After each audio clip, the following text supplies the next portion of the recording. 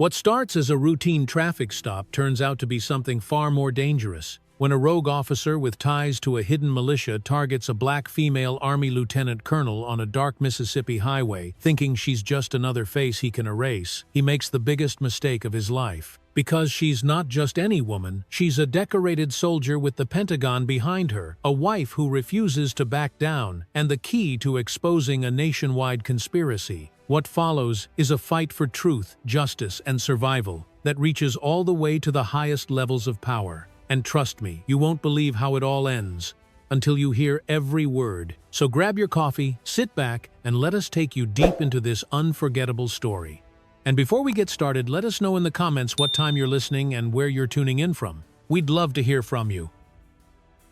It had been one of those days that stretched longer than anyone intended, the kind where hours blur together under the weight of responsibility, leaving you so exhausted you forget what time it is until the dark sky outside reminds you. Lieutenant Colonel Maya Reynolds stepped out of the Pentagon just after 9:30 that evening, the cool spring air brushing across her face as she adjusted the leather strap of her bag over her shoulder. The long corridors behind her still hummed with low conversations and hurried footsteps. But for Maya, the day was over, or so she thought. She had spent the last 6 hours in a secure briefing room with senior defense officials reviewing classified vulnerabilities in the national power grid systems so delicate that a single breach could send millions into darkness. The gravity of that knowledge pressed heavy on her chest as she made her way to the parking garage, each step feeling slower than the last. She paused for a moment beside her black Ford Explorer, placing one hand on the hood, steadying herself as if the car could somehow carry the weight of what she now knew. Sliding into the driver's seat, she leaned her head back against the leather and let out a long breath, the kind you only release when you're alone and no one's watching. She rubbed her temple, trying to shake the uneasy feeling that had been creeping up on her all day, the sense that something bigger than what had been shared in that room was already in motion. But like every officer trained to move forward, no matter the cost, she pushed the feeling aside, started the engine, and pulled out into the quiet Arlington streets. The highway stretched ahead like a dark ribbon, the city lights of Washington fading in her rear-view mirror as she crossed state lines into Virginia, heading south toward Jackson, Mississippi. She had opted to drive halfway tonight instead of flying out the next morning like the others, telling herself the long drive would give her space to process everything. But in truth, she just wanted to breathe, to feel the road beneath her tires, to remind herself that the world outside classified briefings still existed. Hours passed and the highways grew emptier. Trees lined both sides of the road, their bare branches stretching like skeletal fingers toward the sky. She kept the radio off, preferring the steady rhythm of the engine and the soft hum of the tires against the asphalt. Somewhere between the second and third state line, her stomach reminded her she hadn't eaten since noon. Spotting the faint glow of a 24-hour gas station just off the exit, she signaled and eased the car off the highway. The parking lot was nearly empty except for a single pickup truck parked near the side of the building and a small red sedan idling by the air pump. Maya pulled up beside pump number 3, shut off the engine, and stepped out, stretching her arms to the sky before rolling her shoulders back. The fluorescent lights above flickered slightly, casting long shadows across the concrete. She reached for the gas nozzle, inserted her card, and started filling the tank, glancing around the lot with the casual awareness that had long been second nature to her. Inside the convenience store, a teenage cashier leaned on the counter, scrolling through his phone. The neon "Open" sign buzzed softly in the window. Maya could smell the faint scent of fried food wafting from inside, and for a moment she considered going in to grab a coffee or a snack. But something made her hesitate. She couldn't explain it, not exactly. It was the way the man in the pickup truck kept glancing in her direction, the way his posture stiffened when their eyes briefly met. He didn't wave, didn't nod, just stared for a heartbeat too long before turning away. Maya finished fueling, placed the nozzle back on the pump, and slid into the driver's seat without looking back. She locked the doors, started the engine, and sat there for a moment with both hands resting on the steering wheel. Her pulse had quickened, not much, just enough for her to notice. "Don't make this into something it's not," she whispered under her breath, shaking her head slightly, as if to reset herself. She glanced into the rearview mirror once more, checking her surroundings out of habit. The lot appeared quiet again. The man in the truck lit a cigarette, his gaze now fixed on the horizon, seemingly uninterested. The red sedan had disappeared. Everything looked normal, ordinary. Maya pressed her lips together, exhaled slowly, and pulled back onto the road, telling herself she was just tired, just imagining things. And yet, as the gas station lights disappeared in the distance behind her, that uneasy feeling settled deeper into her chest, like a warning unspoken, waiting for the moment when she'd realize it had been right all along. Officer Travis Walker had worked this stretch of road for nearly 8 years, and in all that time not much had ever changed. The same faded billboards lined the highway, the same rusted street signs leaned slightly toward the ditches, and the same quiet, uneasy tension seemed to hang in the air long after the sun went down. He sat alone in his cruiser that night, parked in the gravel lot of a closed feed store, engine off lights, dimmed radio crackling softly with the usual chatter from dispatch. His gloved fingers drummed absently on the steering wheel as his eyes scanned the empty road ahead, waiting for something, anything, to break the monotony. The truth was, Travis didn't patrol this area for the quiet. He didn't do it for the overtime either. He stayed on this route because it kept him close to something bigger, something he never talked about with anyone except a small group of men who met in basements and backyards far away from public view.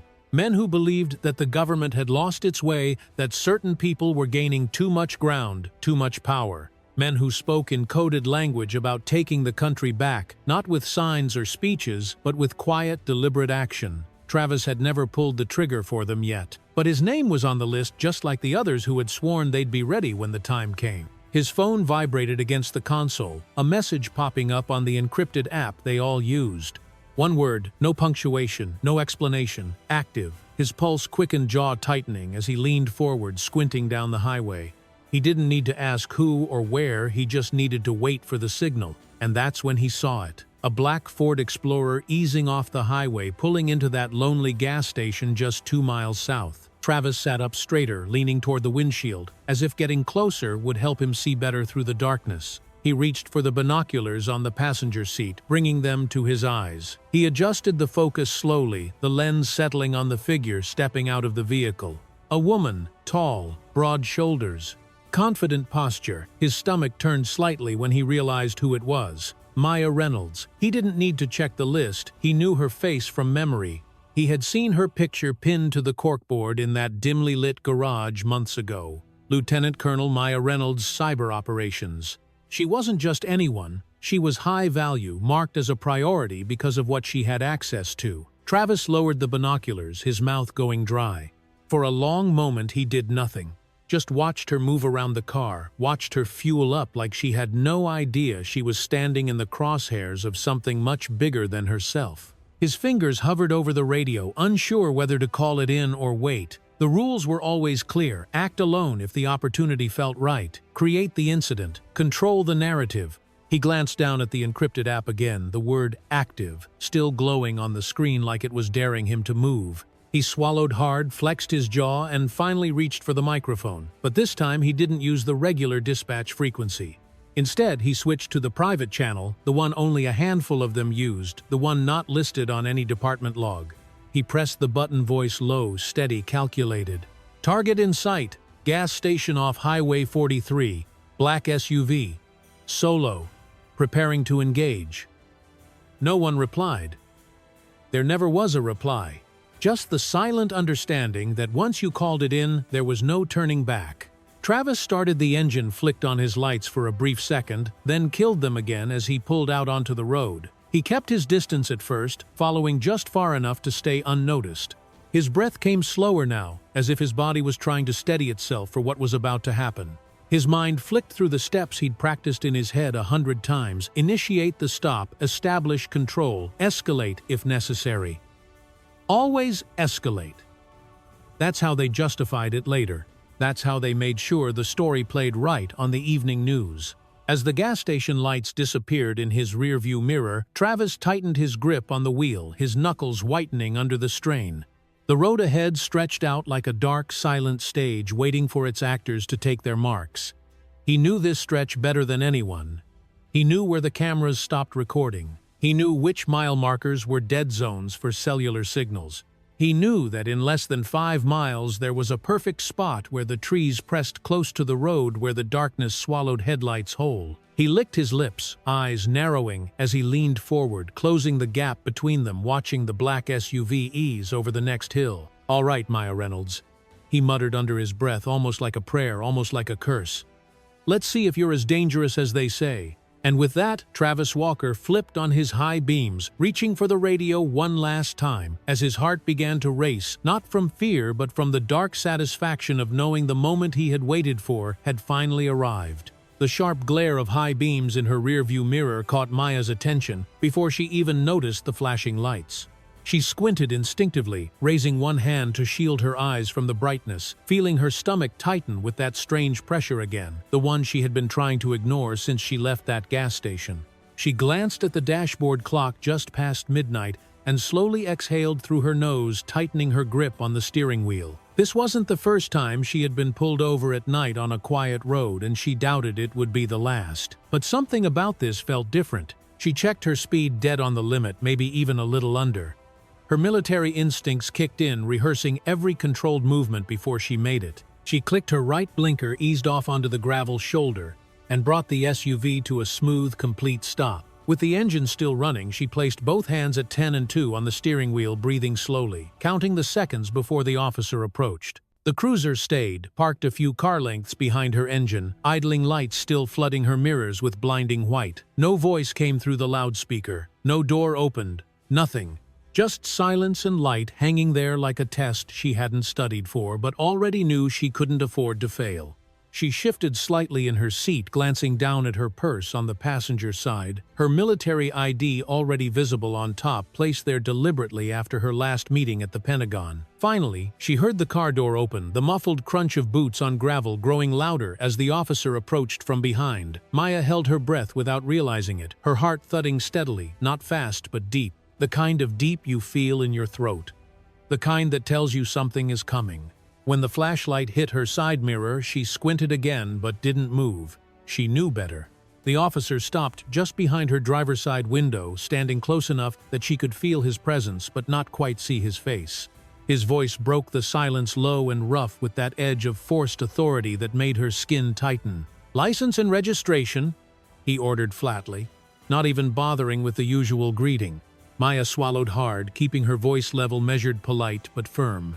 "Officer, may I ask why I'm being stopped?" The flashlight bobbed slightly as the man shifted his weight. "You crossed the white line twice back there," he replied without hesitation, as if he had rehearsed the lie a dozen times before. "Step out of the vehicle, ma'am." Maya blinked slowly, the weight of those words settling over her like a heavy fog. Something wasn't right. Not with the tone, not with the distance he was keeping, not with the way he skipped every normal protocol. She took a slow, deep breath and spoke again, making sure her voice didn't betray the tension tightening her throat. "My military identification is on the passenger seat, officer. I am Lieutenant Colonel Maya Reynolds, United States Army. I am not refusing to comply, but I'd like to confirm the reason for this stop before I exit my vehicle." For a brief moment, the flashlight wavered. Then, without warning, the butt of his palm slammed hard against the driver's side window, making her flinch instinctively. "I said step out of the vehicle," he barked louder this time, his voice cracking through the still night air like a whip. "Now." Maya's pulse jumped, but her training held her steady. She moved deliberately, announcing each action as she unbuckled her seatbelt, keeping her hands visible the entire time. She reached for the door handle, slowly pushed it open with her left hand, and stepped out onto the gravel with both palms raised shoulder high.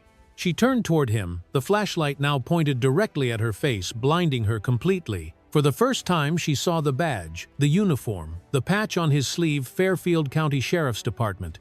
The officer stood taller than she expected, maybe 6'2", broad shoulders, square jaw, and eyes that didn't blink. He lowered the flashlight just enough for her to catch a glimpse of the sneer curling at the edge of his mouth. "Turn around! Hands on the vehicle!" he ordered, his voice dropping into something colder, something deliberate. Maya clenched her jaw but turned, placing both hands flat on the SUV's roof, feeling the cold metal beneath her fingertips. She could hear the gravel shift behind her as he stepped closer, feel the heat of his breath as he leaned in toward her ear. "You military types think that badge means something out here," he whispered, low and sharp like a knife sliding between ribs. "But out here you answer to me." Before she could process the threat, his hands were on her shoulders, shoving her forward, roughly pressing his forearm against the back of her neck, forcing her cheek down onto the cold metal. She gasped, not in fear but in anger, an anger she had trained for years to keep under control. Her fists tightened instinctively, but she didn't resist. She knew better than to give him anything he could twist against her. "Sir, I am not resisting." She managed to choke out, her voice strained against the weight pinning her down. "I am complying. Please." His grip tightened, cutting her sentence short as his forearm pressed harder against her windpipe. Her breath-hitched vision blurring slightly as panic flickered at the edges of her control. This wasn't just intimidation anymore. This was force. This was violent. "You think saying your army makes you untouchable?" He hissed again, his words hot against her ear. "Not tonight." Maya's mind raced her training, screaming at her to find a way out, to de-escalate, to survive. But the pressure on her throat made it impossible to speak now. Her lungs burned as she struggled to draw air, her vision dimming around the edges. She felt his other hand gripping her wrist, yanking her arm up behind her back with brutal force. In that moment, her body betrayed her. Her knees buckled her weight, collapsing against the side of the SUV as the world began to tilt sideways. She could hear her own heartbeat pounding in her ears, louder than his voice, louder than the gravel underfoot, louder than anything. And just when she thought the darkness would take her, she heard another voice, sharper, closer, panicked. "Travis, stop, that's enough." A second officer had arrived, his voice trembling, his footsteps rushing toward them. But the pressure didn't ease, it only shifted. Maya felt the grip around her throat loosen just enough for her to drag in a ragged breath, coughing violently as her knees hit the ground. Through blurred vision, she caught sight of the second officer's face, young, pale, wide-eyed. He reached out toward his partner, voice cracking again. "She's not resisting, back off, man!" But Travis Walker didn't flinch. Instead, he turned slowly, standing tall, stepping between Maya and the second officer like a wall of concrete. His hand hovered near his holstered weapon as he leaned in, his voice low enough that Maya could barely hear the words over the ringing in her ears. "Stay out of this, Barnes," he warned. "You didn't see a damn thing." Maya stayed on her knees, gasping quietly, one palm pressed flat against the dirt, the other still pinned behind her back. She could feel the blood rushing through her veins like a drumbeat, feel the sting of gravel cutting into her skin. And in that moment, one chilling realization settled over her like ice. She wasn't going to make it out of this by playing it safe anymore. The next few seconds stretched in Maya's mind like slow-motion frames from a film she couldn't stop or rewind. Her body screamed for oxygen, her throat raw from the crushing pressure that had nearly stolen her breath just moments ago. She stayed perfectly still on her knees, one hand splayed in the dirt, the other still pinned awkwardly behind her back by Travis Walker's crushing grip. The night air felt heavier now, thick with the scent of oil and dust rising from the gravel shoulder beneath her face. She could hear Barnes behind them, his voice tight with uncertainty, trembling on the edge of panic. "Come on, Travis, let her go. You've made your point." It wasn't a command. It wasn't even a request. It was a plea, quiet and nervous, like a man trying to talk down a friend, standing too close to the edge of a rooftop. Maya's ears rang with every word, but her training told her that pleading rarely worked on men like Walker. She could feel it in the way he towered over her, every muscle in his body, tense, vibrating like a loaded spring ready to snap. She shifted her weight slightly, testing the ground beneath her knees, searching for balance, for leverage, for anything that would give her even the smallest advantage if he made another move. Her breath came in short, shallow gasps, her mind racing through possibilities like flickering frames of survival instinct. She knew this wasn't just ego or authority anymore. This was something darker. This was personal. Walker leaned down again, his grip tightening, pressing her shoulder blade toward the ground until her skin burned against the fabric of her jacket. His voice dropped to a whisper, venomous and close enough that she could feel the heat of it against her ear. "You don't get to walk away from this, Colonel," he hissed, twisting her arm higher until she bit down hard on her lower lip to keep from crying out. And that was when Maya made the decision. She didn't think. She didn't plan. She reacted. In one fluid motion, she shifted her weight to her right knee, slamming her left elbow backward into Walker's ribs with every ounce of strength she had left. The movement wasn't perfect. Her arm was pinned too high, the angle was awkward, but it was enough to make him grunt in surprise and loosen his grip for just a heartbeat. And in that heartbeat, she moved. Maya twisted hard to the left, rolling onto her back, her boot catching Walker's shin as she scrambled to create space. Her lungs burned as she sucked in fresh air, her vision swimming from the sudden rush of blood back to her head. She locked eyes with Barnes, who stood frozen just a few feet away, his gun still holstered, his face pale with shock. "Help me!" she rasped, her voice cracking as she pushed herself to her feet, wobbling but refusing to stay down. But Barnes didn't move. Not forward, not backward, just frozen there as if time itself had anchored him to the pavement. Walker recovered faster than she expected. His hand flew to his holster, and before she could even register the motion, she heard the sickening sound of a gun being unlatched from its casing.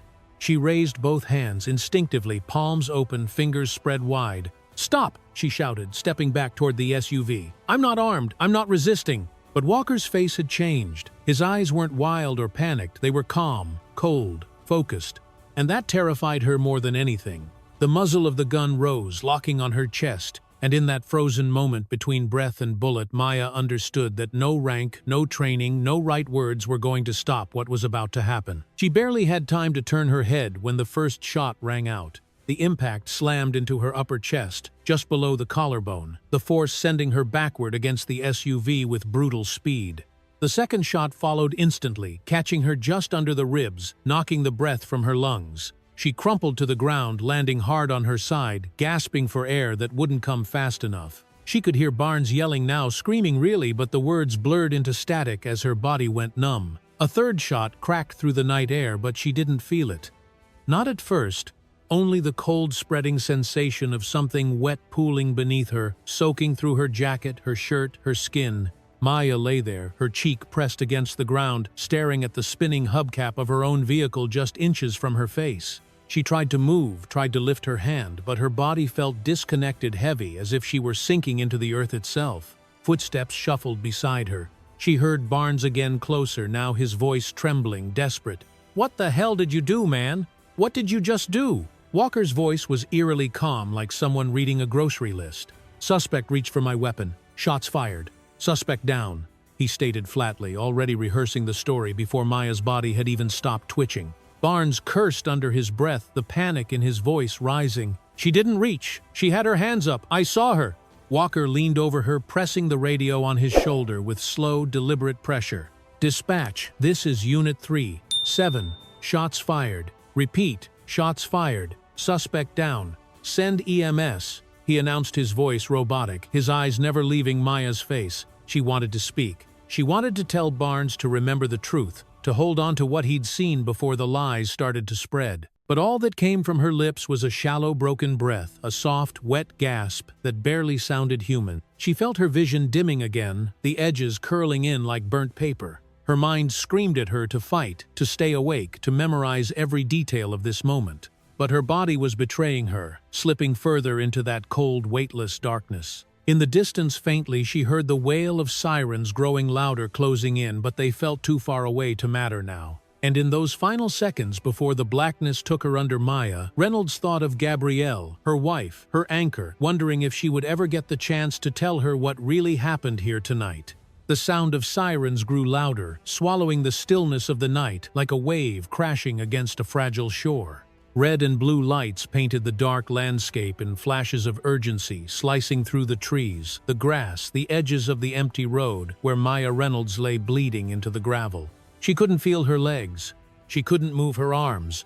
But somehow her mind remained conscious long enough to register the chaos unfolding around her. The pressure on her chest grew heavier with every breath she tried to take, as if the air itself had thickened, pressing down on her lungs like 1,000 invisible hands. She could hear shouting, distant and muffled like voices on the other side of a thick glass wall. Her eyes fluttered, barely able to focus on the shapes moving around her, the blur of uniforms, the glint of a flashlight, the metallic rattle of a medical bag snapping open. "Stay with me. Hey, stay with me." The voice belonged to a paramedic, her face inches from Maya's breath, warm eyes wide with focused urgency. Maya tried to respond, tried to form words, but her throat refused to cooperate. All she could do was blink slowly, once, as the medic leaned in closer, adjusting the oxygen mask, now being pressed over her mouth and nose. "We've got you. You're gonna be all right." The medic whispered more to herself than to Maya as she glanced over her shoulder toward the waiting ambulance.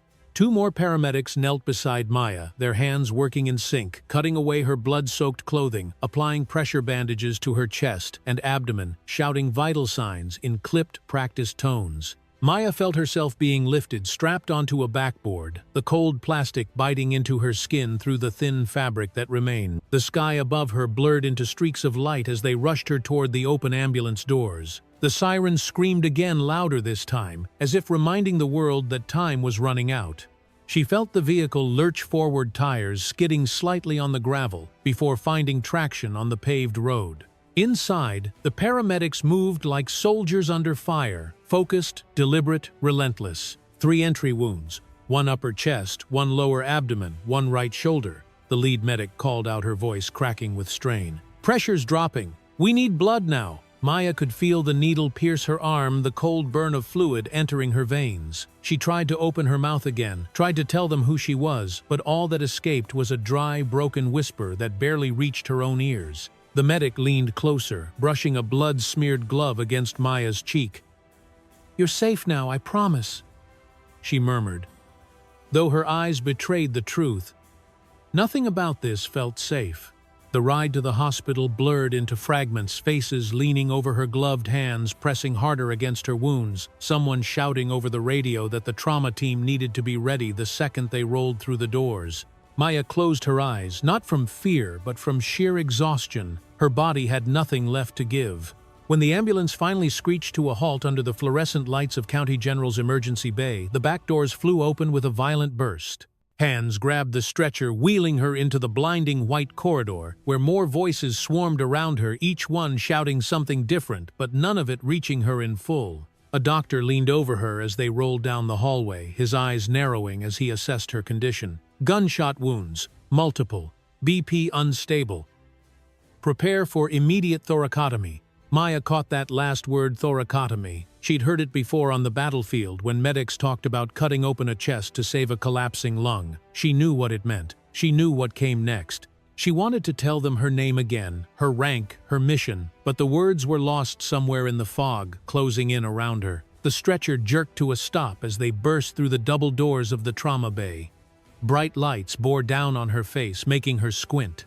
The noise around her seemed to swell, then fade, as if someone was slowly turning down the volume on the world. And then there was nothing. Gabrielle Reynolds stood in the kitchen of their home, nearly 200 miles away, the soft hum of the dishwasher, the only sound filling the empty house. She poured herself a glass of water, staring out the window into the dark backyard, unaware of the nightmare unfolding on that rural highway. She glanced at her phone on the counter, tempted to call Maya just to check in, but stopped herself. Maya had told her not to wait up, had promised to call once she reached the hotel for the night. But something in Gabrielle's chest felt heavy, like a quiet knocking from somewhere deep inside, warning her that something was wrong. She picked up her phone anyway, dialing Maya's number with practiced ease. The call rang once, twice, 3 times, straight to voicemail. Gabrielle frowned, trying again, this time pacing the length of the kitchen like she always did when her nerves got the better of her. But again the call went unanswered. She stared at the phone for a long moment before setting it down with a quiet sigh. She didn't know yet that her wife was fighting for her life. Back in the emergency room, Maya's body lay motionless on the operating table, surrounded by masked surgeons working with military precision. Blood stained the floor beneath them, the steady beeping of monitors filling the air with a rhythm that felt too fragile, too thin. The chief surgeon leaned in closer, eyes narrowing as he carefully maneuvered instruments through layers of torn muscle and shattered bone. "Missed her heart by millimeters," he muttered under his breath, shaking his head. "She's lucky to be alive." But even as the team fought to keep her here, no one in that room knew that the real battle hadn't even begun yet. Outside in the waiting room, 2 uniformed officers stood guard, not to protect Maya, but to control the narrative already being whispered between clenched teeth and cold smiles. "Suspect down," they had reported. "Officer feared for his life." And just like that, the lies began to take root, even as Maya's blood still dried on the side of the highway. In the hours that followed the shooting, the story began to spread quietly, not through official statements or breaking news alerts, but through whispers carried by officers standing shoulder to shoulder in the dim hallway outside the trauma bay. It moved faster than fact, faster than truth, slipping through the cracks in the walls like smoke looking for somewhere to settle. The paramedics who had fought to keep Maya alive knew better than to ask questions, but the way the 2 uniformed officers stood guard told them everything they needed to know. Their hands rested too easily on their belts, their radios buzzed too quietly with codes that never reached the public airwaves, and their eyes, those cold, practiced eyes, rarely left the doors they were assigned to protect. In the break room down the hall, Barnes sat alone, his elbows on the table, his head buried in his hands. His uniform felt heavier than usual, suffocating, almost like the weight of it had tripled since the moment those shots had been fired. He replayed it over and over again in his mind, the way Maya had gasped for air, the way she had begged for help, the way Travis had pulled the trigger without a flicker of hesitation. He knew what he saw. He knew what really happened. And yet as he scrolled through the department's internal chat group on his phone, he saw the narrative already taking shape. Suspect reached for the weapon. Suspect refused to comply. Suspect was aggressive. Every word twisted like a knife in his gut because none of it was true. He leaned back in his chair, staring at the buzzing fluorescent light above him, wondering how long he could hold on to what he knew before the pressure to stay silent became louder than his own conscience. Meanwhile, miles away from the hospital, a retired Navy medic named Jonah Price sat on the edge of his bed, gripping his phone with both hands, debating whether to make the call. He had seen it all from across the parking lot, had recorded the entire thing on his phone before that other officer, the one with the shaking hands, had stormed over and demanded he hand it over. Jonah hadn't argued. He had handed the phone over without a word, but not before sending a copy of the video to his email, a habit he'd developed after witnessing too many things people wanted to bury. He told himself he wasn't scared, but the way his hands trembled told a different story. He had served 2 tours overseas, had patched up soldiers in sand-filled tents while gunfire echoed outside the wire. But this felt different. This felt closer, more dangerous, like stepping on a pressure plate you couldn't see but knew was there. He stood slowly, glancing toward the dark window, pulling the curtain back just enough to peer outside. A black SUV had been parked across the street for nearly an hour, engine idling, headlights off. 2 men sat inside, barely visible in the glow of the street lamp, their silhouettes still watchful. Jonah let the curtain fall back into place, his throat dry as he sat down again. The video file sat unopened on his laptop, a silent weight on his chest. He reached for his phone, thumb hovering over Gabrielle Reynolds' contact, wondering if she even knew what had happened yet. He never got the chance to press send. A knock at the door made him flinch, sharp and deliberate, 3 quick raps that made his heart jump to his throat. He stood cautiously, his bare feet silent on the wooden floor as he moved toward the door. Another knock followed, slower, this time heavier. "Mr. Price," a voice called, muffled through the wood. "Jackson Police Department. We just need a minute of your time." But Jonah knew better. He had heard that same practiced tone too many times before, the one designed to sound official but carried something colder beneath it. He stepped back slowly, reaching for the back door, but another voice, closer, sharper, made him freeze. "Don't run, Jonah. We just want to talk." He turned toward the back window and saw them, 2 men badges hanging loosely from their necks, hands resting on their hips like they had all night to wait. Panic flared in his chest, but he forced himself to breathe, forced himself to think. He couldn't stay here, and he couldn't let them take what he knew. He grabbed the laptop, shoving it into a backpack along with his wallet and keys, his mind racing as he weighed his options. There was only one person who might still be awake, one person who would understand what this meant. He slipped out the back door, heart pounding in his ears, knowing full well this wasn't over, not even close. Back at the hospital, Gabrielle Reynolds had just arrived, her heels echoing sharply on the polished floor as she approached the reception desk. The nurse on duty looked up, startled by the urgency in Gabrielle's face. "My wife, Lieutenant Colonel Maya Reynolds," Gabrielle said, her voice barely steady. "Where is she?" Before the nurse could respond, 2 uniformed officers stepped forward, blocking Gabrielle's path like human barricades. One of them, a tall man with a square jaw and tired eyes, tilted his head slightly. "Ma'am, I'm afraid that patient is under investigation. No visitors allowed until further notice." Gabrielle's fists clenched at her sides, her breath catching in her throat. She knew this game.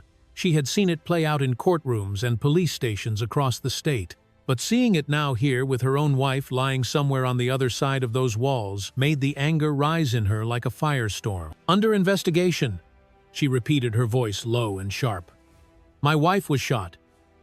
She's the victim, not the suspect." The second officer shifted, placing his hand casually on his holster. "That's not for you to decide, ma'am. There's an ongoing investigation into her actions during the incident." Gabrielle narrowed her eyes, taking a slow step forward, her voice dropping to a whisper that carried more weight than any shout. "Listen to me very carefully," she said, pulling her phone from her coat pocket. "I am a retired federal judge, and I am invoking my legal right as next of kin to access my wife. If you so much as breathe wrong, I will have both of you cited for obstruction and civil rights violations." The officers exchanged a glance, tension thick in the air, but ultimately stepped aside, knowing they had no legal ground to stand on. Authority, even when resented, still carried power. Gabrielle didn't hesitate. She pushed past them, walking toward the double doors that led to the trauma wing, her heart pounding with fear, anger, and something deeper, something colder. She knew the machine was already spinning. She could feel it in the way they spoke, the way they blocked her path, the way they tried to control the story before she had even seen Maya with her own eyes. And in that moment, she made a silent vow. They weren't going to get away with it. Not this time. Not with her. By the time the news reached the Pentagon, the details had already been scrubbed clean by the local sheriff's department. The report that landed on Brigadier General Anita Coleman's desk was just 3 short paragraphs, cold and clinical, describing the incident as a routine traffic stop gone wrong. It claimed the suspect had acted aggressively, reaching for an officer's weapon, forcing the deputy to open fire in self-defense. No names were mentioned. No mention of rank, military affiliation, or the fact that the suspect was one of their own. But Anita Coleman had been doing this long enough to know when someone was hiding the truth in plain sight. She read the report twice, leaned back in her chair, and let out a breath she didn't realize she had been holding. She reached for the secure line on her desk, punched in the direct extension for the Joint Cyber Operations Center, and waited for the click on the other end. "Director Simmons," she said quietly when the line connected. "We have a problem. A big one." The man on the other end didn't need details. Not yet. He trusted Coleman enough to know when her voice carried that edge of controlled urgency, it meant someone had just pulled a thread they shouldn't have touched. Coleman hung up, stood from her desk, and crossed the room to the cabinet where she kept her go-bag, a habit carried over from her years in the field. She didn't bother calling her driver. This wasn't a situation that could be managed by phone calls or paper memos. This needed boots on the ground, eyes on the scene, and someone willing to push through whatever wall the locals had already started building. Within the hour, she was on a military transport flying south toward Mississippi, a folder full of classified briefings strapped to her lap. The hum of the engines vibrated in her bones, but her mind wasn't on the flight. It was on Maya Reynolds, her former colleague, her friend, one of the few officers in Cyber Command trusted to lead high-risk counterintelligence investigations. Maya had been working on something sensitive, something that had never fully made it to Coleman's desk, but had passed through enough back channels to raise alarms. A potential infiltration of critical infrastructure hidden in plain sight, buried deep within civilian systems most people took for granted. Maya had warned them that certain law enforcement agencies might already be compromised, that extremist networks could be positioning their people in places that no one was watching closely enough. And now Maya had been shot, alone, on a quiet road, during what was already being called a routine stop. Coleman felt the weight of it settling on her shoulders, heavier than the thick file sitting on her lap. She knew this wasn't a coincidence, not with the timing, not with who Maya was, and certainly not with who might want her silenced. By the time the plane touched down, the local sheriff's department had already been briefed that a Pentagon official was on the way, though they hadn't been told who. Coleman made sure of that. She walked through the airport terminal unnoticed, dressed in civilian clothes, her posture loose but her eyes sharp, scanning every face, every badge, every uniform. She knew better than to announce her arrival. Power had a way of closing ranks when it felt threatened, and she had no doubt that the people responsible for the lies already knew she was coming. At the hospital, Coleman took the service entrance, bypassing the waiting room crowded with officers standing guard like sentinels, protecting a narrative instead of a life. She found Gabrielle Reynolds sitting alone in the hallway outside the trauma unit, her hands trembling slightly as she scrolled through her phone searching for updates that never seemed to come. Gabrielle looked up as Coleman approached, her eyes red-rimmed but unbroken. "They won't tell me anything," Gabrielle whispered, her voice raw from hours of demanding answers that never arrived. Coleman crouched in front of her, placing a steady hand on Gabrielle's knee, grounding them both in the moment. "She's alive," Coleman said softly, "and I'm not leaving until we find out exactly what they're trying to hide." Gabrielle nodded slowly, the tears finally slipping free, not from weakness, but from the release of knowing she wasn't standing alone anymore. Coleman stood, adjusted her jacket, and turned toward the double doors leading to the restricted trauma unit. Two officers moved to block her path, hands already twitching toward their holsters. But Coleman didn't flinch. She reached into her pocket, pulled out her identification, and held it up without breaking eye contact. "Brigadier General Anita Coleman, United States Army," she stated flatly. "Step aside. Now." For a moment, neither officer moved.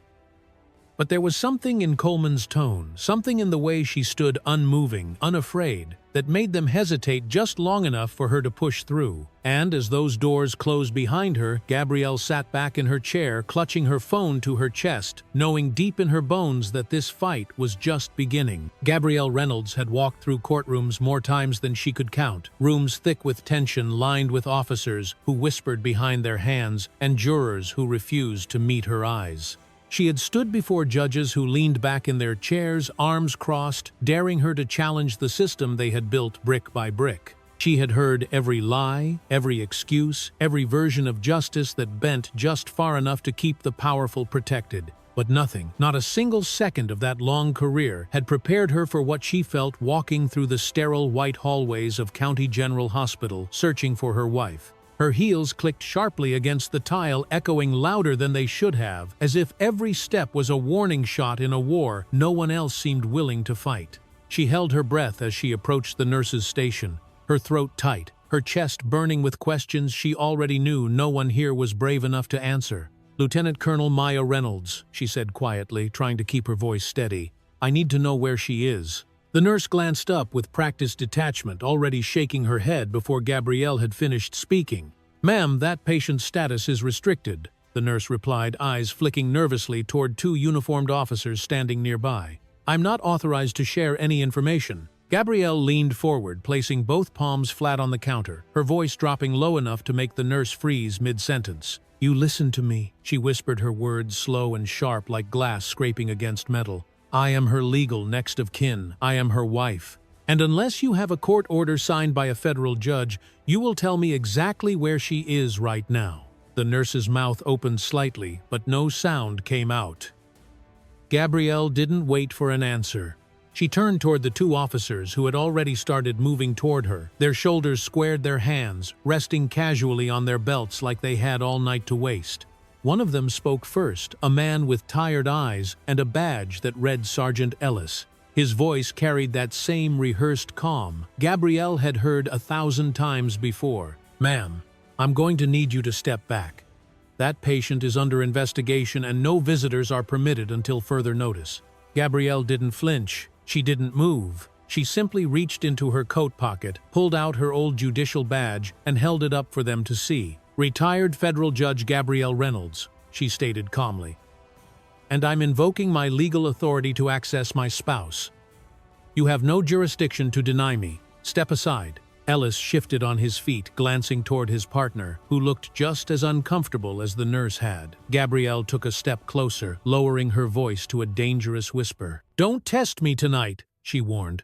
"Because I swear to God I will have federal marshals here before you even finish calling your supervisor." The officers hesitated just long enough for Gabrielle to push past them, her heart pounding so hard she could feel it in her throat. She didn't stop to look back. She didn't slow down to catch her breath. She moved through the double doors like a woman who had nothing left to lose.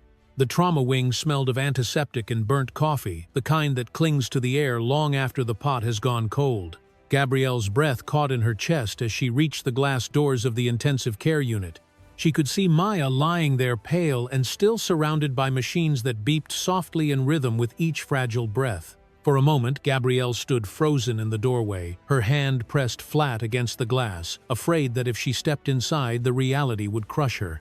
She had spent her entire life fighting for other people's rights, standing in front of strangers to shield them from the worst this system could do. But standing there now, looking at the woman she loved more than anything in the world, Gabrielle realized she had never felt more powerless. She pushed the door open slowly, stepping inside, the sound of the machines growing louder with every step.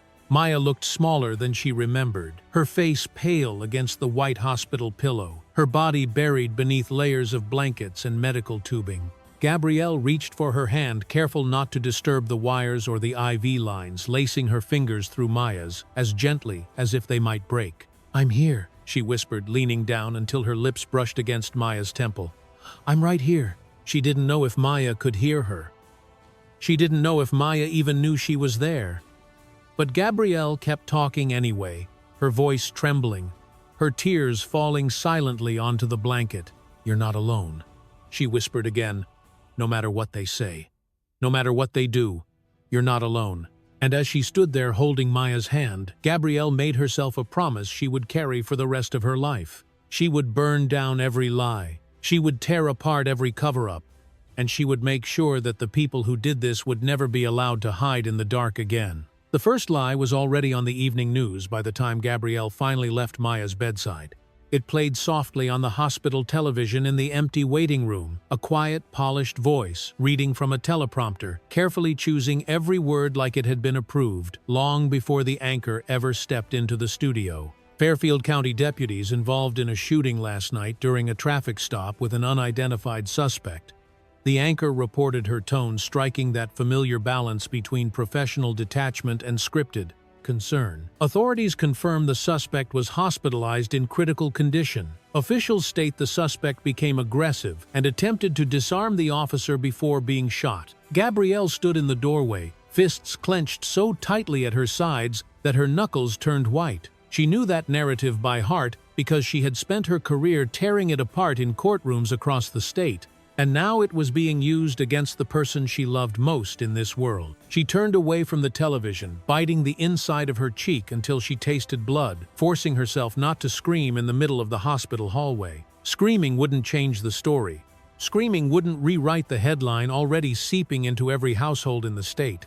The machine was in motion, and if she wanted to stop it, she needed more than rage. She needed evidence. Pulling her phone from her pocket, Gabrielle scrolled through her contacts until she landed on the name she had hoped she'd never have to call again. Detective Will Harris, a former client, a man who owed her more favors than she could count. He answered on the second ring, his voice rough with sleep or something stronger. "Gabrielle, damn, it's been a minute. I need you to listen," she whispered, stepping farther into the hallway, lowering her voice as if the walls themselves were listening. "It's Maya. She's the one they shot last night. They're already burying the truth. I need whatever you can find, body cam footage, dash cam, witness reports, anything, please." There was a pause on the line long enough to make Gabrielle wonder if he'd already hung up. But then he let out a slow breath, the sound crackling softly through the speaker. "Jesus Christ," he muttered. "I'll call you back in an hour." Gabrielle ended the call without another word, sliding her phone back into her pocket as she leaned against the cold tile wall, closing her eyes to block out the sickening sound of the news anchor, still spinning their lie on the television behind her. Exactly 47 minutes later, her phone buzzed again.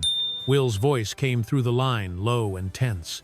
"They're saying the dashcam malfunctioned," he said, skipping any pretense of small talk. "They're claiming there's no footage, no body cam either. The report's already written. Looks airtight, according to them." Gabrielle squeezed her eyes shut, pressing her hand to her forehead. "What about witnesses? None listed in the report." "But—" He hesitated, and Gabrielle knew that pause meant something more. "I heard a name. Jonah Price. Retired Navy. Word is, he recorded the whole thing on his phone before they confiscated it. I don't know where he is now, but if you find him, he's your shot at blowing this thing open." Gabrielle nodded, slowly pushing off the wall, her heartbeat quickening with a new sense of purpose. "Thank you, Will," she whispered. "I owe you more than I can ever repay." He let out a soft, humorless laugh. "You already did. Be careful, Gabrielle. You know how these things go." The next morning, Gabrielle sat in the hospital cafeteria with a stack of files, her laptop open in front of her. The screen displayed every news outlet she could find, reporting on the shooting. Every headline told the same story: a dangerous suspect, a brave officer, a justified shooting. Maya's name wasn't mentioned once. Not her rank, not her service, not her sacrifice. It was like she had been erased before the ink had even dried on the police report. Gabrielle leaned back in her chair, running her fingers through her hair, trying to piece together her next move. She knew the system too well to believe it would correct itself. She needed leverage. She needed pressure, and most of all, she needed someone willing to speak the truth on the record. She glanced down at the file. Will had sent her Jonah Price's address scribbled on a yellow sticky note. She didn't know what she would find when she got there. She didn't even know if Jonah was still alive, or if the silence around his name meant something far more sinister. But she knew one thing for sure. She had nothing left to lose. When Gabrielle pulled up in front of Jonah Price's house that afternoon, the first thing she noticed was the mailbox hanging open, its flag still raised like someone had forgotten to collect the mail days ago. The front door stood slightly ajar, the porch light flickering weakly in the afternoon sun. Gabrielle's gut tightened as she stepped out of the car, every instinct in her body screaming that she was too late. She climbed the steps slowly, her eyes scanning the empty street, her heart thudding louder with every breath. She knocked once softly, but the door creaked open wider on its hinges, revealing a living room that looked like it had been abandoned in a hurry, papers scattered on the floor, a coffee mug shattered near the fireplace, a laptop sitting closed on the couch. Gabrielle stepped inside, her pulse racing as she called out softly, "Jonah, it's Gabrielle Reynolds. I just want to talk." Silence pressed in around her like a heavy blanket. She moved toward the couch, her eyes landing on the laptop. She knew it was a long shot, but her hands moved before her mind could stop them. She opened the laptop, the screen flickering to life. And there it was, the video file, unopened, untouched, titled with nothing but a date and time: midnight, the night of the shooting. Gabrielle's breath hitched as she reached for the trackpad, her finger trembling as she hovered over the play button. She didn't know what she would see, but she knew this could be everything they needed to bring the truth to light. And as she pressed play, the first frame filled the screen, a dark road, flashing headlights, and the unmistakable figure of Maya Reynolds stepping out of her SUV, with her hands raised high. Gabrielle sat alone in the guest room of an old friend's house, the laptop open on the desk in front of her, the room dimly lit by a single desk lamp flickering against the chipped paint of the walls. She had watched the video 4 times now. Every frame burned into her memory, the way Maya's hands had stayed high in the air, the way her voice had carried steady and clear, offering no threat, no aggression. And then the way Travis Walker had pulled the trigger anyway, calm and deliberate, like he was following instructions that no one else could hear. The final frame stayed frozen on the screen, a blurred image of Maya collapsing against the SUV, her body folding in on itself like a wave breaking over stone. Gabrielle closed her eyes, leaning back in the chair, her breath catching in her throat as the weight of it all pressed down on her like a hand around her neck. She knew what came next wouldn't be safe. She knew going public would paint a target on her back, the kind you couldn't outrun once it was placed. But as she sat there in the dark, listening to the faint hum of traffic outside the window, she realized something even more terrifying than the risk.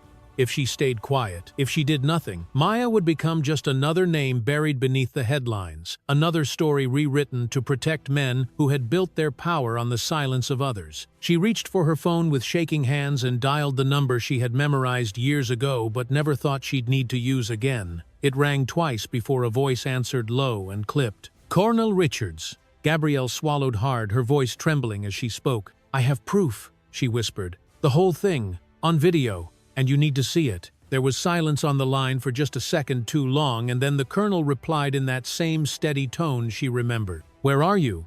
he asked simply. Gabrielle gave him the address without hesitation, knowing full well that whatever came next would change everything. Less than an hour later, Colonel Richards arrived with 2 intelligence officers in plain clothes, their eyes scanning the street before slipping inside the house. Gabrielle led them to the desk, without a word, opening the laptop and pressing play one final time. She didn't speak as they watched. She didn't move. She just stood there, her arms crossed tightly over her chest, watching their faces as the truth unfolded on the screen. When the video ended, Richards let out a slow, heavy breath, leaning back in the chair as he rubbed his jaw with one hand. "Jesus Christ," he muttered under his breath, glancing toward his team. "It wasn't random. She was targeted." Gabrielle nodded, her voice hollow. "I tried to tell them, but no one's listening," she whispered. "They're already calling her a suspect. They're already framing the story like it's done." Richards leaned forward, folding his hands on the table, his expression unreadable. Maya was leading an investigation into compromised law enforcement networks. He explained quietly, as if the walls themselves might betray them. "We suspected several agencies had been infiltrated by extremist elements, but we couldn't get close enough to prove it." Maya was the one who found the trail, the one who connected it to infrastructure security. Gabrielle's heart sank as the pieces began to fall into place, each one heavier than the last. "You think Walker knew who she was?" she asked, her voice breaking. Richards nodded grimly. "He didn't just know," he replied. "He was waiting for her." Gabrielle's stomach turned as she pressed her fist to her mouth, fighting back the wave of nausea rising in her throat. "Then why are they protecting him?" she whispered. "Why aren't they doing anything?" The colonel's jaw tightened as he exchanged a glance with his officers. "Because it goes deeper than him," Richards said quietly. "Walker isn't acting alone. He's part of something bigger, something we've only started to uncover." Gabrielle felt the room tilt slightly as she reached for the back of the chair to steady herself. "What are you saying?" she asked, already dreading the answer. Richards leaned in closer, lowering his voice until it barely carried above a whisper. "I'm saying Maya wasn't just in the wrong place at the wrong time," he murmured. "She was getting too close, and someone made sure she wouldn't finish what she started."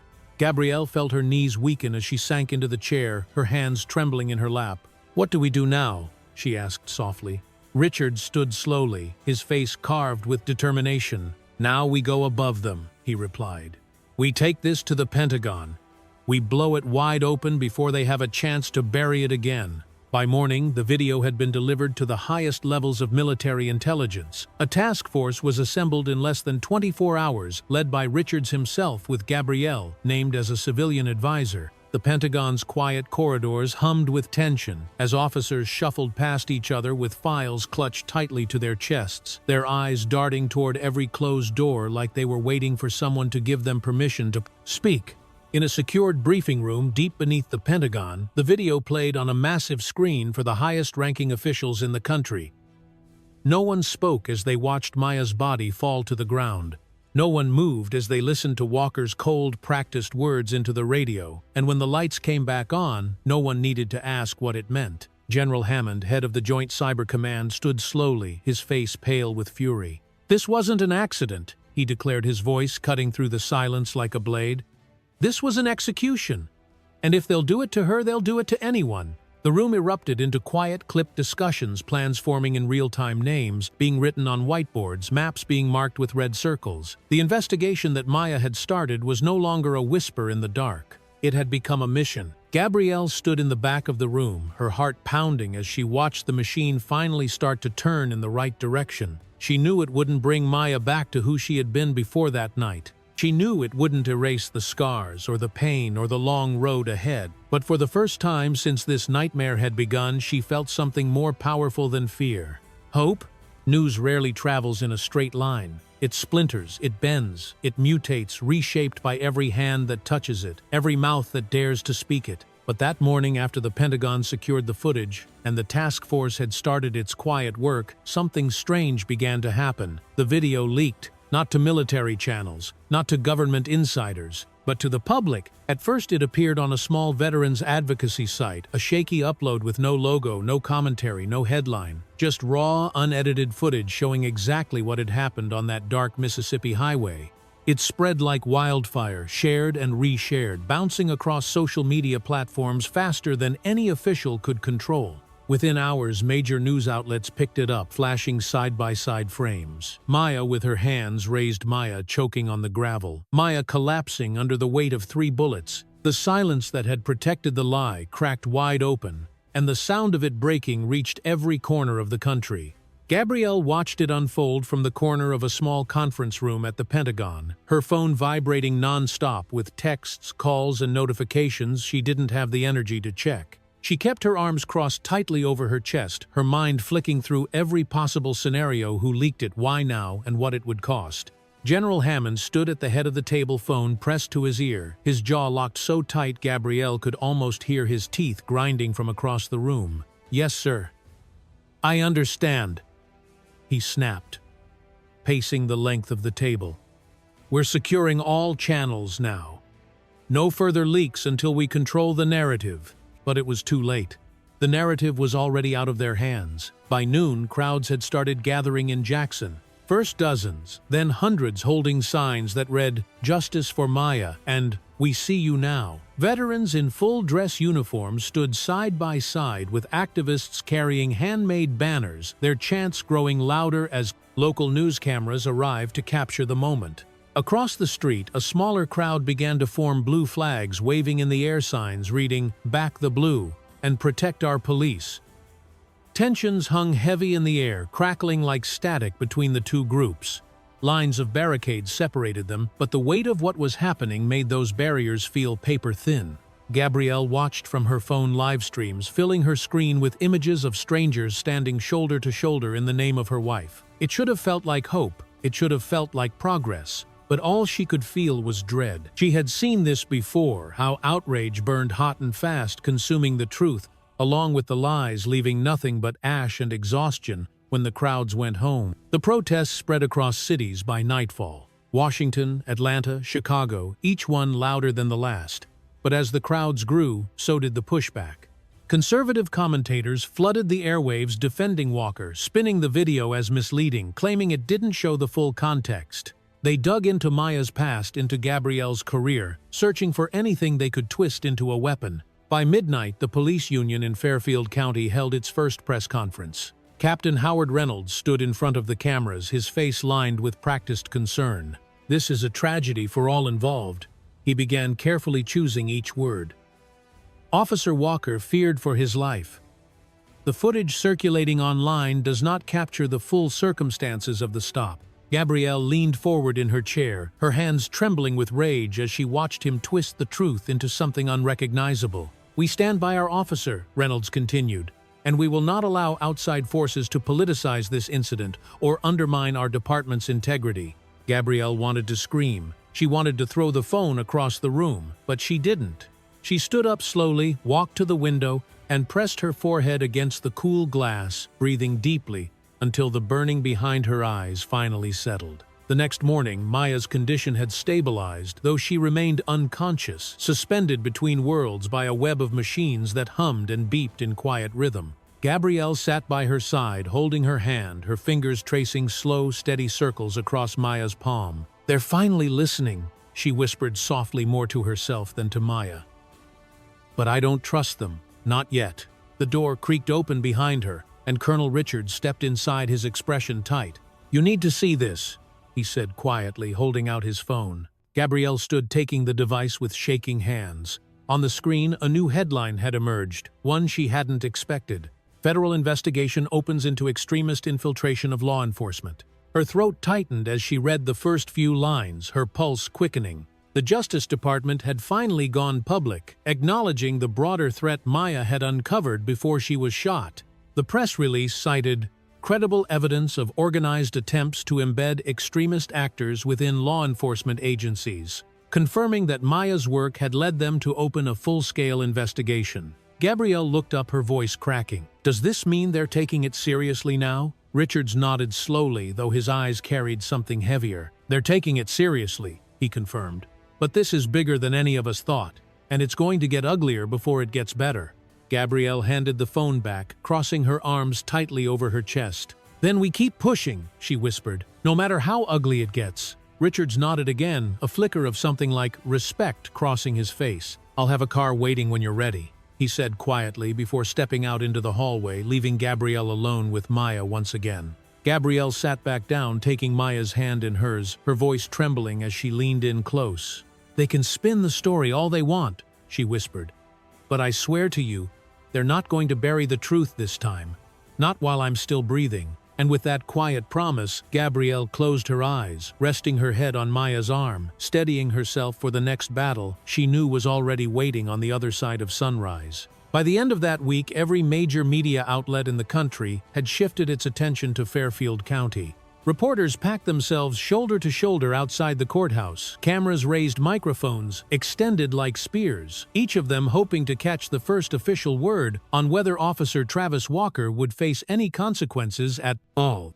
The air buzzed with rumors, some saying the Justice Department was too afraid to go after law enforcement, others claiming secret indictments had already been signed behind closed doors. But in that crowded square, standing just a few feet behind the barricades, Gabrielle Reynolds knew better than to believe anything until she heard the words spoken aloud, under oath, where the whole country could see. She stood next to Colonel Richards, both of them dressed in black, their faces unreadable as the U.S. Attorney for the Southern District of Mississippi stepped to the podium. The murmurs died almost instantly, the weight of the moment settling over the crowd like a heavy blanket. "My name is Ellen Ward," the prosecutor began, her voice cutting through the silence with a sharp clarity that sent a ripple through the air.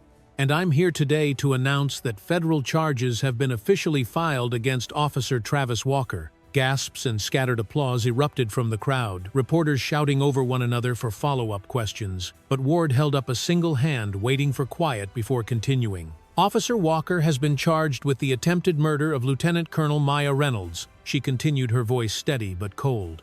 "In addition to charges of civil rights violations under color of law, abuse of authority, and obstruction of justice." Gabrielle felt her breath leave her chest all at once, like she had been holding it for days without realizing it. For the first time since that terrible night, she heard Maya's name spoken in full, not as a suspect, not as a headline, but as a soldier who deserved justice. Ward wasn't finished. "We have also launched a broader investigation into allegations of extremist infiltration within law enforcement agencies across multiple states," she said, glancing toward the sea of cameras. "This case is no longer just about one officer or one department. It's about ensuring that no one, regardless of rank, badge, or uniform, is above the law." Gabrielle glanced toward Richards, who nodded slowly, his jaw tight with a quiet kind of satisfaction. They both knew this wasn't the end. If anything, it was just the beginning of something much larger, something far more dangerous. Back at the hospital, Maya remained unconscious, her body weak but stable as nurses checked her vitals and adjusted the monitors surrounding her bed. Gabrielle sat by her side, holding her hand, whispering updates in Maya's ear, as if her words could somehow carry through the haze of medication and silence. "They charged him," Gabrielle whispered, brushing a loose strand of hair from Maya's forehead. "They finally said your name." She leaned forward, pressing her lips gently to the back of Maya's hand, closing her eyes, as she tried to picture what it would feel like to hear Maya's voice again, steady, strong, unbroken. "They're going after all of them now," Gabrielle continued, her voice cracking softly. "Not just Walker, the whole network. The ones you warned them about." But even as she spoke those words, a cold truth lingered at the edges of her mind. Charges were just words on paper until someone was brave enough to see them through to the end. Later that night, Gabrielle met with Ward and Richards in a secured conference room at the federal building downtown. Files were spread across the table, names, photos, timelines, all pointing towards something much larger than Fairfield County. "We have credible evidence that Walker wasn't acting alone," Ward explained, pushing a folder toward Gabrielle. "We've identified multiple officers in neighboring jurisdictions who've attended the same extremist meetings, shared encrypted communications, and coordinated their actions." Gabrielle leaned forward, scanning the faces printed on the pages, men and women in uniform, smiling in official portraits, hiding something much darker behind their polished appearances. "How far does this go?" Gabrielle asked quietly, her throat tightening. Richards didn't hesitate. "Farther than anyone's ready to admit," he replied. "We believe there are coordinated cells embedded in law enforcement agencies across at least 5 states, maybe more. They've been building this network for years, placing their people in strategic positions, waiting for the right moment to act." Gabrielle's stomach twisted as she looked back down at the photos, her hands curling into fists. "And Maya was getting close to exposing them," she whispered. Ward nodded grimly. "Too close," she confirmed. "That's why they tried to silence her." Gabrielle stood slowly, pressing her hands flat on the table as she leaned forward. "Then you can't stop with Walker," she said, her voice low and firm. "You can't let them bury this. You have to follow it all the way to the top." Ward exchanged a glance with Richards, the weight of the moment settling between them like a silent agreement. "We intend to," Ward replied. As Gabrielle walked back to the car that night, the weight of it all pressed down on her shoulders like a lead blanket. The fight was bigger than she had imagined, deeper than she had feared. But standing beneath the streetlight, the cool wind brushing against her face, she felt something else stir within her, a steady, burning resolve. Because now the world had seen what they tried to hide, and Gabrielle Reynolds had no intention of letting them look away again. 2 days later, just as dawn was breaking over the Mississippi River, the first raid began. No press release, no warning, no cameras waiting in the street. It started the way these things always start, quietly, surgically, with a knock on a door that wasn't really a knock at all. A battering ram splintered the frame of a single-story ranch house on the edge of Fairfield County, followed by the heavy boots of a federal tactical team moving through the halls like shadows. The man they were looking for didn't even make it to the back door. They dragged him out in cuffs before his family had time to scream, his face pressed into the dew-soaked grass, his mouth spitting curses into the dirt. His name was Deputy Alan Pierce, a 12-year veteran of the Sheriff's Department, praised by his peers, trusted by his neighbors. But inside his garage, behind a locked cabinet, they found something far more telling than any badge or commendation. Maps, blueprints, lists of names, and a flag. Not the American flag, not the state flag, but the black and white emblem of a domestic militia few outside of extremist circles had ever heard of. A symbol stitched onto patches worn by men who called themselves the Line, a network operating quietly in the shadows, placing its members in uniforms in dispatch rooms, in leadership positions across state and local agencies. It didn't stop there. Within hours, simultaneous raids stretched across county lines. Arkansas, Alabama, Louisiana, dozens of homes breached before the sun was even fully in the sky. Officers, dispatchers, corrections, supervisors, all pulled from their beds, all identified as part of the same network Maya had traced back to that quiet Mississippi highway. Gabrielle sat in the back of a black SUV parked outside one of the raid sites, watching through the window as another man in uniform was led away in cuffs. Colonel Richards sat beside her, scrolling through a tablet as updates poured in from the field. The names kept coming, people they had trusted for years, people who had sworn oaths, people who had worn the same uniform. Maya once believed stood for something better. They were deeper than anyone imagined, Richards muttered, rubbing the back of his neck like he was trying to wipe the thought away. They had people everywhere. Gabrielle said nothing. She just watched the officers pile evidence bags into the back of a government van, her heart pounding with something that felt less like victory and more like grief. Because even now, with the network exposed with arrests being made, she knew this wasn't over. You don't pull out the root of something this big without leaving cracks behind cracks that others would rush to fill if you turned your back for even a second. As the SUV pulled away, Gabrielle closed her eyes, leaning her head against the window, the hum of the tires on the pavement lulling her into a kind of exhausted silence. But her mind wouldn't stop racing. Not yet. Not until Walker was in custody. Back in Jackson, Officer Travis Walker was already gone. He had walked out of his own front door 3 days earlier, leaving behind a badge, a service weapon, and a hastily scribbled resignation letter. His cruiser was found parked behind an abandoned church just outside the county line, keys still in the ignition, the radio dead. The manhunt began before the ink had even dried on the federal indictment. Flyers with his face printed in bold letters appeared in every sheriff's department from Mississippi to Georgia. Armed teams scoured hunting cabins, truck stops, even family properties deep in the swamps.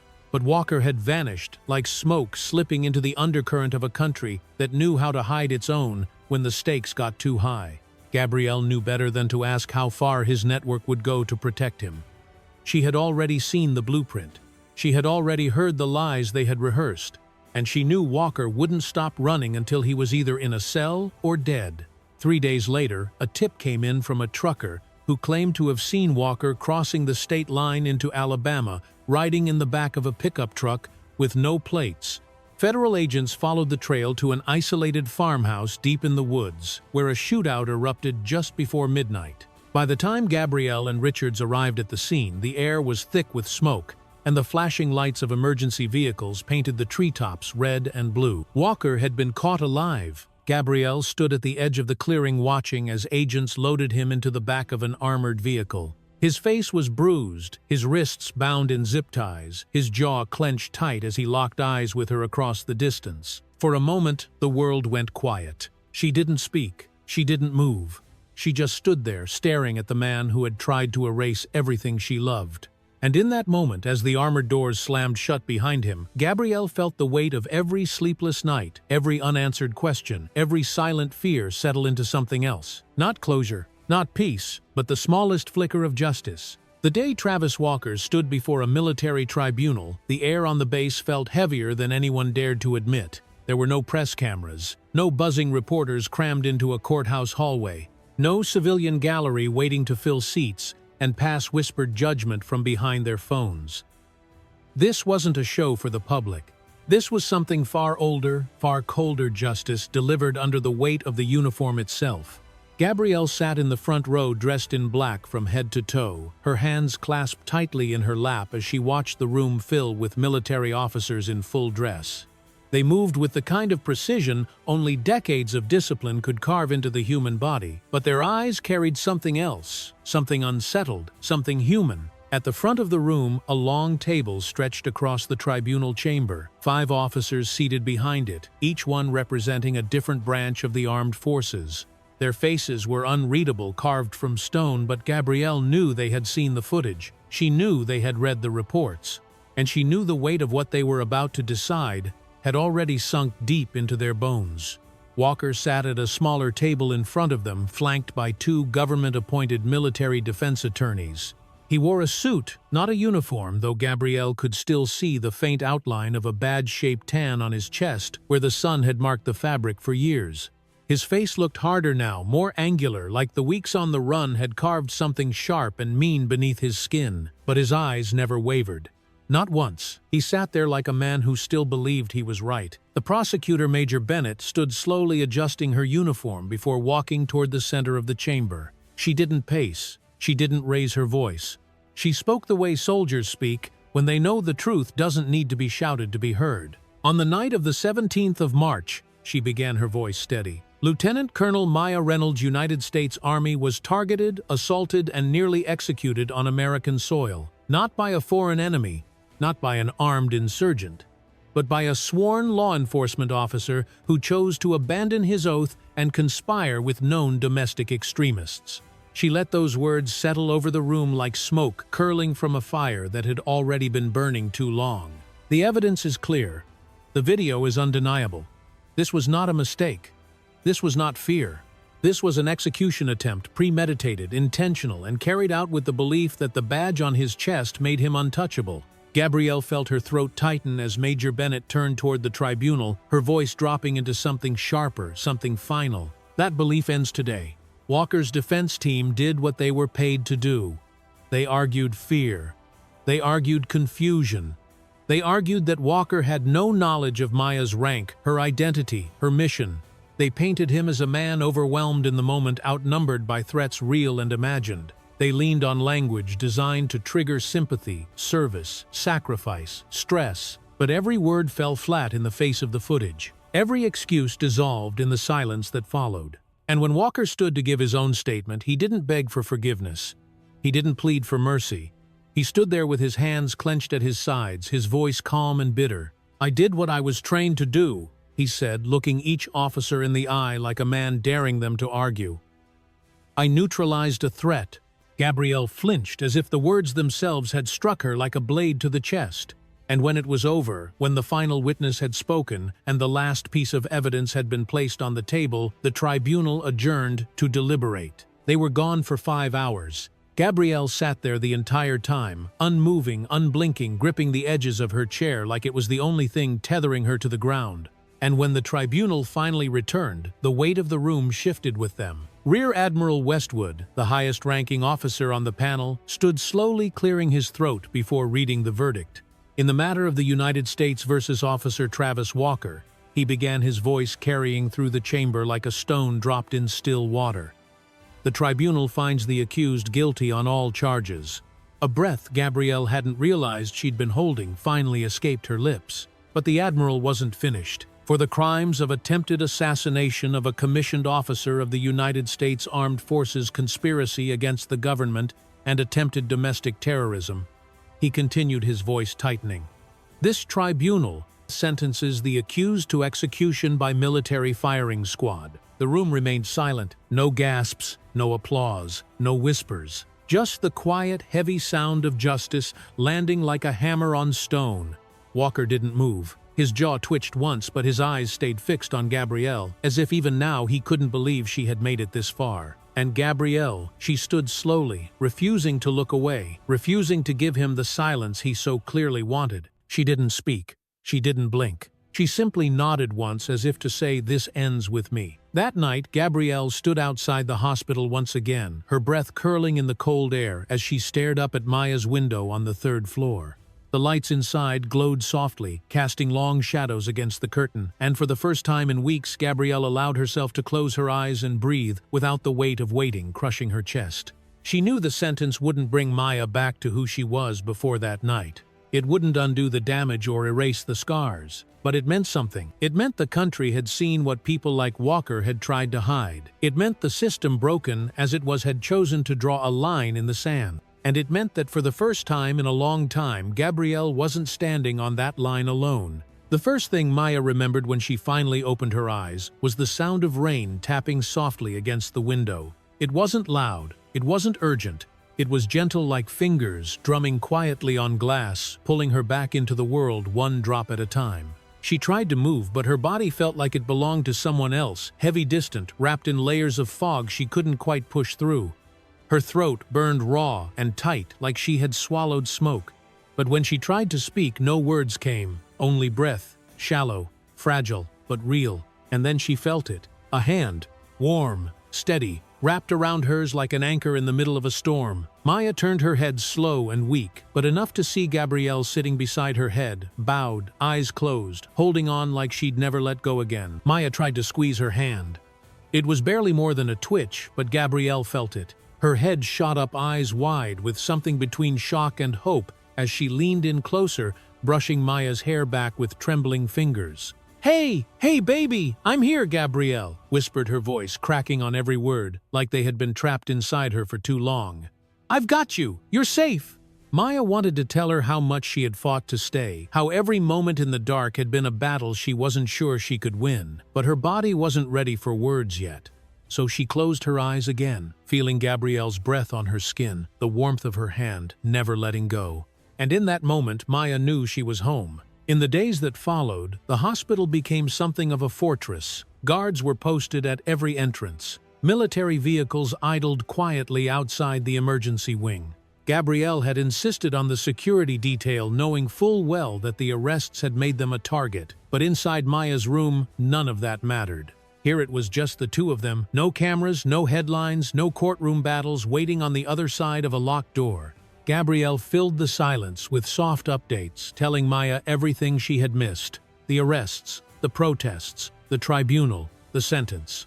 She held nothing back, knowing Maya deserved every piece of the truth, even the parts that still felt like open wounds. And every day, Maya grew a little stronger. Her voice returned, first hoarse and broken, but hers. Then her hands shaking as they reached for the water glass, stubborn as ever, when Gabrielle tried to help. The doctors called it a miracle. Gabrielle called it survival. By the time Maya could sit up on her own, the Pentagon had already announced the formation of a new task force led by military and civilian leaders alike, charged with rooting out extremist networks hiding inside law enforcement, government agencies. It wasn't perfect, it wasn't fast, but it was real. And it started with Maya's name. When Maya was finally cleared to leave the hospital, Gabrielle pushed her wheelchair through the front doors into the sunlight for the first time in weeks.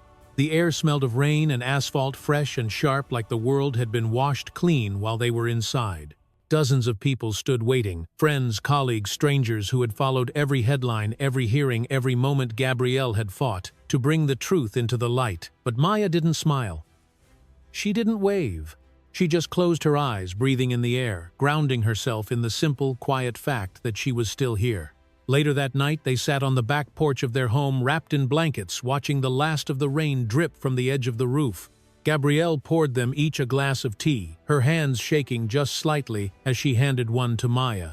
Maya took it with both hands, staring down into the steam like it carried the weight of everything they'd lost and everything they'd survived. "I never wanted to be the story," Maya whispered finally, her voice soft but steady. "I just wanted to stop them before they hurt anyone else." Gabrielle leaned closer, resting her head on Maya's shoulder. "You did," she whispered back, "and they'll never bury your name again." Maya let out a long, shaky breath, her fingers tightening around the glass. "Promise me we'll finish what we started," she said quietly. "Promise me we'll keep fighting. For every name they tried to erase before mine." Gabrielle nodded, slowly pressing her lips to Maya's temple, breathing the promise like a prayer. "I promise," she whispered. We fight. Together.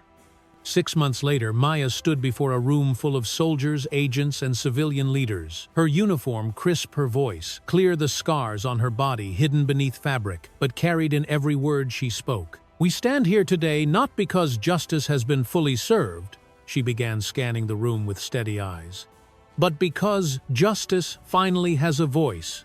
She paused, letting the silence settle before she continued. Extremism doesn't start with violence. It starts with silence, with systems that look the other way, with leaders who pretend it's not their problem until it's too late. Maya placed both hands on the podium, leaning in just slightly. We are here to make sure it's never too late again. The room erupted into applause, not loud or wild, but steady like a heartbeat refusing to quit. That night, Gabrielle watched Maya speak from the back of the room, her heart swelling with something that felt bigger than pride, bigger than victory. It felt like purpose. Like a future they had built with their own hands, one breath at a time. And as Maya stepped off the stage, walking toward her with a smile that carried every mile of the journey they had survived, Gabrielle knew the fight was far from over. But for the first time, she wasn't afraid of what came next. Because this time, they weren't standing on the edge alone. This time, the world was finally standing with them. You know, sometimes life teaches us that the real fight isn't always on the battlefield. It's not in the headlines or the courtroom. No, the hardest battles we face are often in the quiet moments when no one's watching, when it would be easier to stay silent and walk away. But what this story reminds us is that silence is where injustice grows. And sometimes standing up, whether for ourselves, for someone we love, or for what's right, can change everything. Maya's story isn't just about military service or courtroom victories. It's about the quiet courage to keep pushing even when the system tries to shut you down. It's about remembering that truth has power, even when it feels like the world is stacked against you. And it's about surrounding yourself with people who refuse to let you fight alone. So if you take one thing away from this story today, let it be this: your voice matters, your story matters. And it's never too late to stand up for what's right.